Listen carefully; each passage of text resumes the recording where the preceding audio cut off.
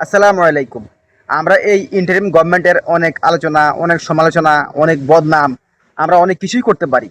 কিন্তু এটাও সত্য যে এই ইন্টারিম গভর্নমেন্ট এমন কিছু কাজ করে গেছে বা এমন কিছু কাজ তারা করে যাচ্ছেন, যে কাজগুলো হয়তো আমাদের বাংলাদেশে, হয়তো আমাদের বাংলাদেশে কোনো গভর্নমেন্ট, কোনো দল, কোনো নেতা কখনোই করতো না।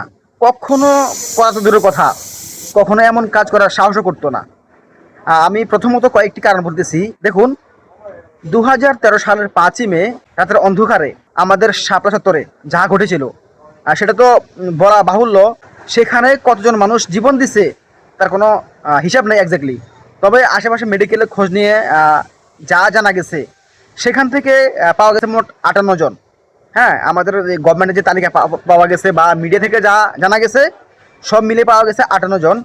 তারপর হচ্ছে 2021-এর মোদি বিরোধী আন্দোলন যে হয়েছিল, আপনাদের মনে আছে কিনা আমি জানি না। 2021 সালে যখন মোদি আসে আমাদের বাংলাদেশে, তখন আমাদের দেশের হুজুররা, বিশেষ করে যারা একটু ইসলামিক বা যারা একটু ইসলামাইস্ট, তারা যখন আন্দোলন করছিল, সেই আন্দোলনে হাসিনার বাহিনী দ্বারা সেখানে শহীদ হয়েছিল 19 জন। তো সব মিলে পাওয়া গেছে 78 জন। এই 78 জনকে প্রতি পরিবারকে 10 লাখ করে টাকা দিচ্ছেন আমাদের এই ইন্টারিম গভর্নমেন্ট। তো অবশ্যই সে টাকাটা আমাদের পক্ষ থেকে দিচ্ছেন। কিন্তু এই যে এই উদ্যোগগুলা, দেখুন, সেই শাপলা আন্দোলন কবে হয়েছিল?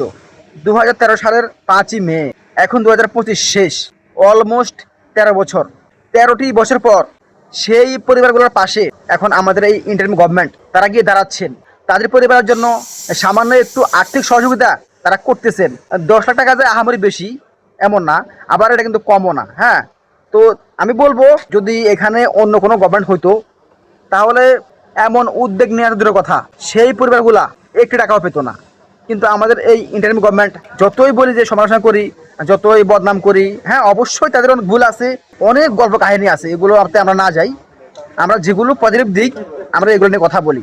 তারপর হচ্ছে সামনে আগামী ফেব্রুয়ারি মাসের 12ই ফেব্রুয়ারি ইনশাআল্লাহ হইতে পারে, যদি আল্লাহ চাই, তাহলে সেই দিন আমাদের এই বাংলাদেশের ইতিহাস পাল্টে যাবে।